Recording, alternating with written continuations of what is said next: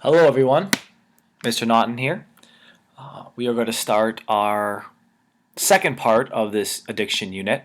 We're going to start our tobacco, or information about tobacco. So, we're moving on from alcohol, and we are moving forward, continuing with talking about how one person would get addicted. And instead of setting our sights on getting addicted to alcohol, we're going to be talking about getting addicted potentially to tobacco and everything that comes with tobacco and smoking and smokeless tobacco, and even alternatives now to smoking. So, pretty crazy fact for you, and pretty crazy statistic. Tobacco is the only product known to man and women that, when used as it's intended to be used, it actually kills 1 out of every 3 people who use it.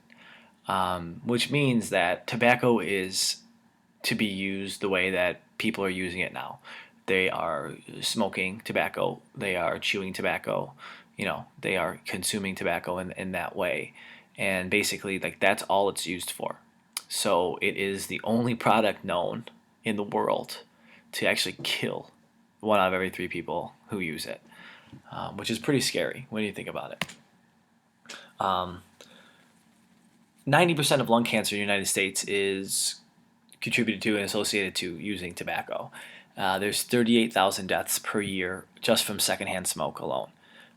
When you think about that, that's someone who's not even smoking, someone who either is next to someone who is smoking or who just deals with people who smoke on a regular basis, even though if they choose not to smoke. So 38,000 deaths per year just from secondhand smoke is another crazy number, an unnecessary number, and actually a number that has gone down in recent years because of all of the implementation of the new laws of not allowing people to smoke in certain places and like restaurants and public areas. So, how does smoking affect your body? Well, it actually starts in the brain, in the lungs, in the brain, pretty much at the same time. When smoke is inhaled, it takes about 5 to 8 seconds for the actual inhalation to reach your brain, and for the effects to start affecting your brain. And it takes, it's going into the lungs at the exact same time. So in the brain, oxygen is actually being restricted because there is carbon monoxide in cigarette smoke, and the carbon monoxide is what's taking the place of inhaling oxygen. So when there is oxygen that is restricted to the brain, this could lead to a potential stroke. Smoking victims have been linked to strokes after a lot of use and abuse of cigarette smoke and smoking as well. And especially for women who are using birth control pills or other type of hormonal pills, they actually restrict more oxygen to the brain, which could potentially lead to harmful consequences like a stroke. In the lungs, you have these microscopic hair-like structures that are called cilia, and their role is to sweep out anything that's bad or that's harmful to the lungs. Sweep it out and get it out and remove it. So basically, when smoke is inhaled, the smoke and all the chemicals in the smoke will actually impair the cilia, and over time, the cilia will no longer be able to sweep all of the toxins out, and the toxins will stay and start to deteriorate and destroy the lungs. This is going to increase the chances of cancer, emphysema, bronchitis, a lot of other different respiratory illnesses, respiratory infections, and diseases. When someone smokes cigarettes or uses tobacco, nicotine is in all forms of tobacco, and nicotine actually increases the heart rate. It is a stimulant, and it increases your blood pressure. So we know that when the heart is working too hard and the blood pressure is increased, we know that that could be a risk factor for heart attack or some type of heart disease. Because of all the tar and all the toxins in cigarette smoke and in smoke and tobacco smoke, it can go down into the stomach and be inhaled and go through the digestive system. It can lead to causing holes in the stomach that are known as ulcers. Also, they can go to the intestines as well, where they can cause ulcers, and then even affect the bladder, which can cause an increased risk of cancer in the bladder as well. So when someone chooses to smoke, they're not just harming their lungs; they're harming their brain, their heart, their stomach, their intestines, and their bladder as well, and a numerous number of other things that we'll talk about. So this is what a good lung is supposed to look like. I know people probably think it's supposed to look pinkish, but in the body, it will be pinkish, but this is outside the body, so this is when oxygen is no longer available to it because they've actually removed the lung for for purposes for studying purposes. So this is what a good healthy lung looks like, and you'll see the difference when we go to the next slide. This is a lung that is a smoker's lung that is full of and ridden of emphysema. Emphysema is a chronic illness that basically destroys the lung, and the lung is no longer functional. It can no longer function the way it's supposed to function by delivering oxygen, like taking in oxygen and then getting out carbon dioxide. So this is another lung, and this is a lung that's ridden with cancer.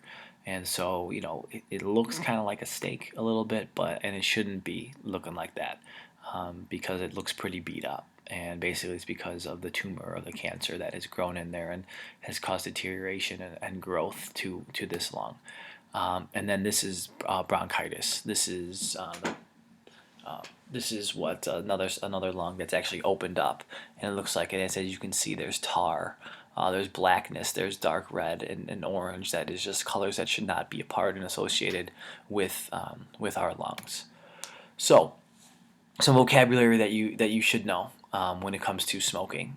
Mainstream smoke is the smoke that's actually drawn through the cigarette, that it goes into the mouth and goes into the lungs and the respiratory system and the digestive system, and then is exhaled. So that is the typical smoke that you see coming out of someone's mouth after they are exhaling. Side stream smoke is actually the smoke from the burning tip of the cigarette, and this also has harmful effects to it as well.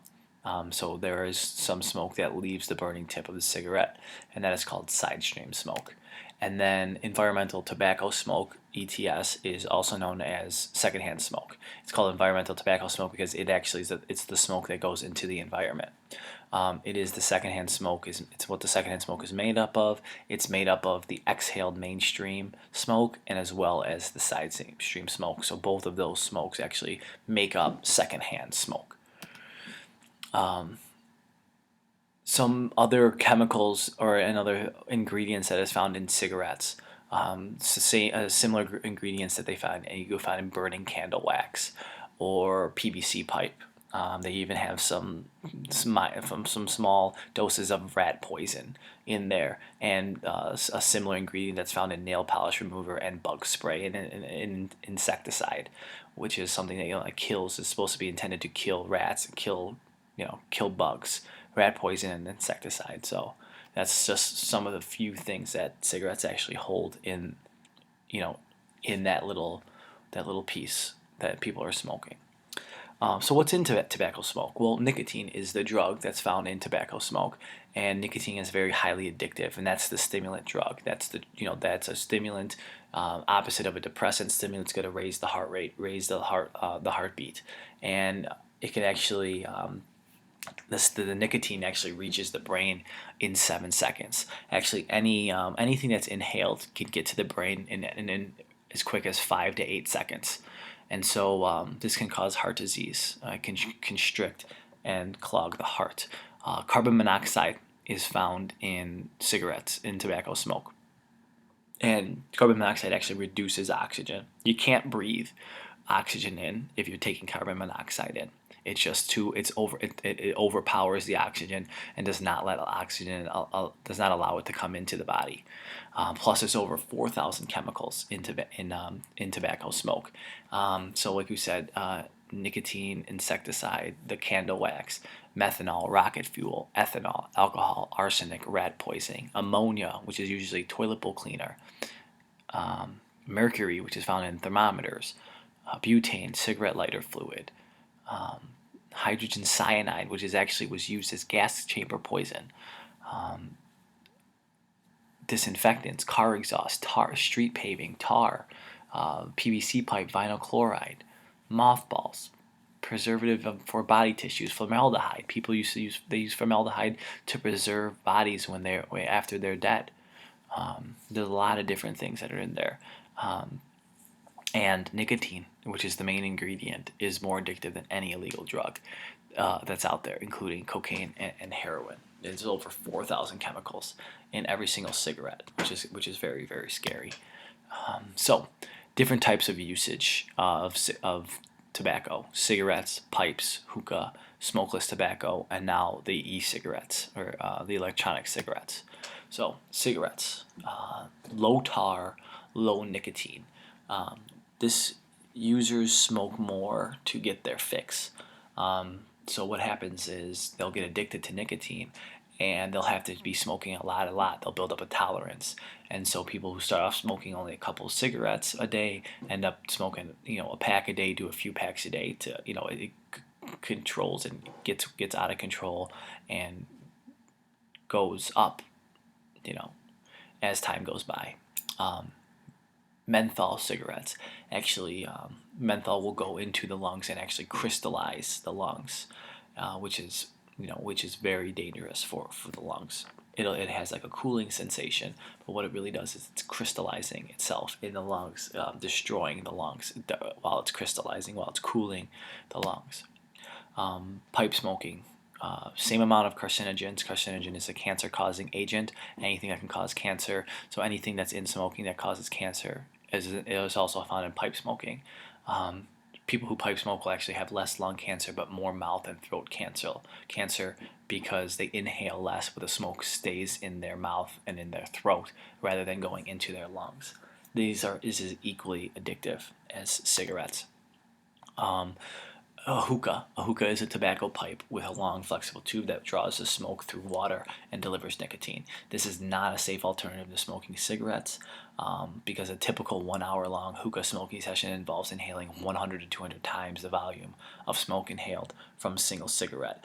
That's due to the frequency of puffing, so how many times someone is puffing, taking in it, the depth of the inhalation. People actually have to breathe in more deeply to get more smoke into their lungs, and the length, obviously, an hour-long session to get the smoking, to get that into the lungs, which is a very, very long time.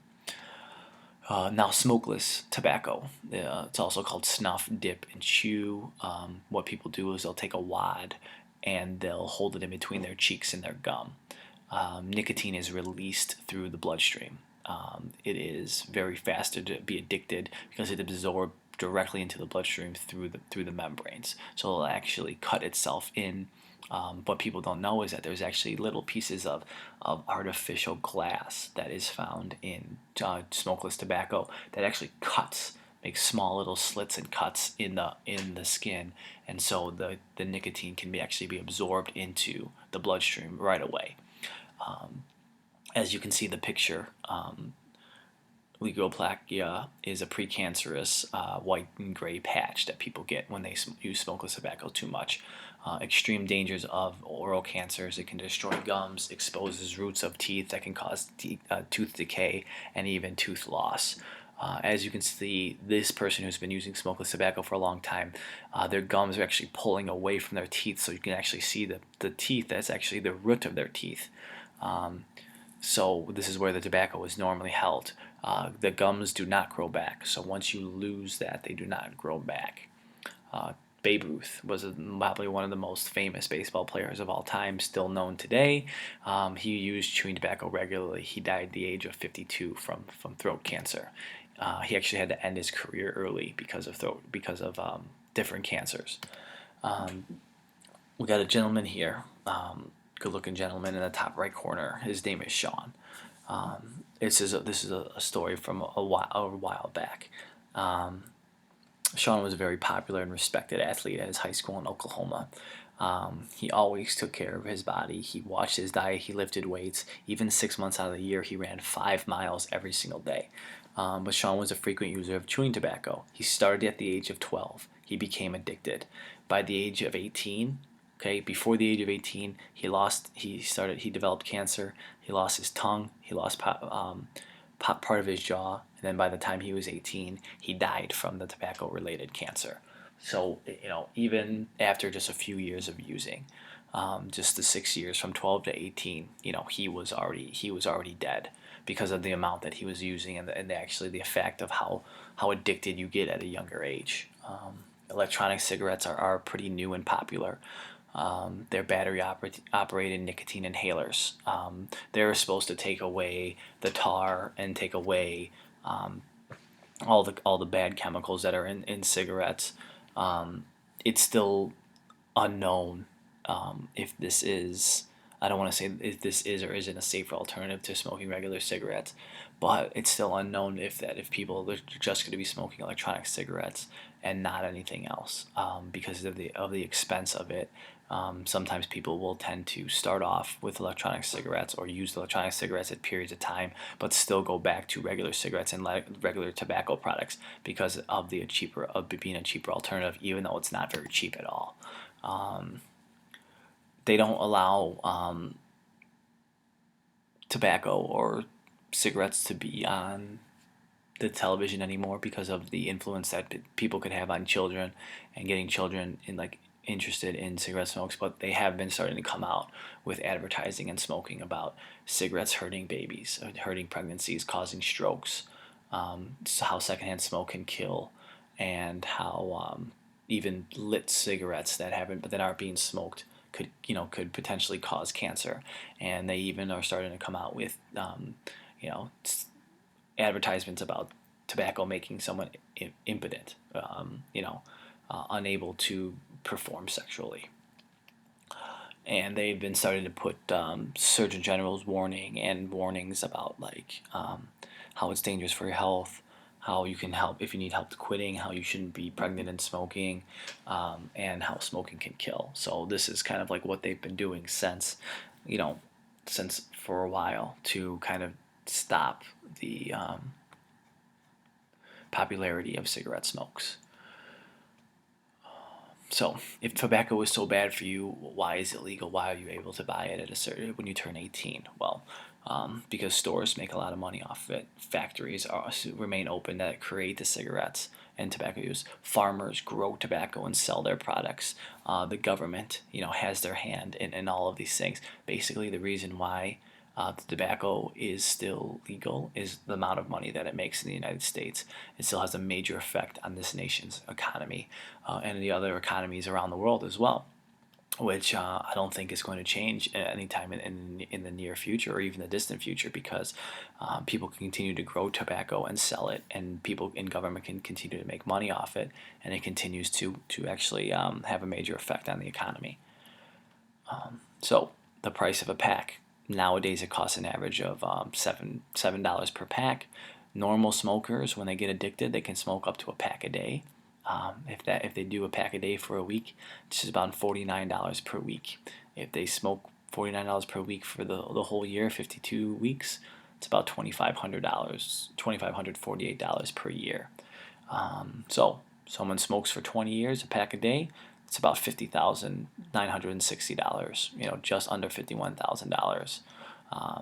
You can buy a pretty nice car with that money. I know it's over the course of 20 years, or you can invest it. You can invest $2,500 a year, and if you invested that at a young age, you could turn that into a lot of money. So there's a lot of different things you could do for that money. Basically, what this is showing you, this is like a life insurance policy where you can clearly see people who don't use tobacco and people who use tobacco.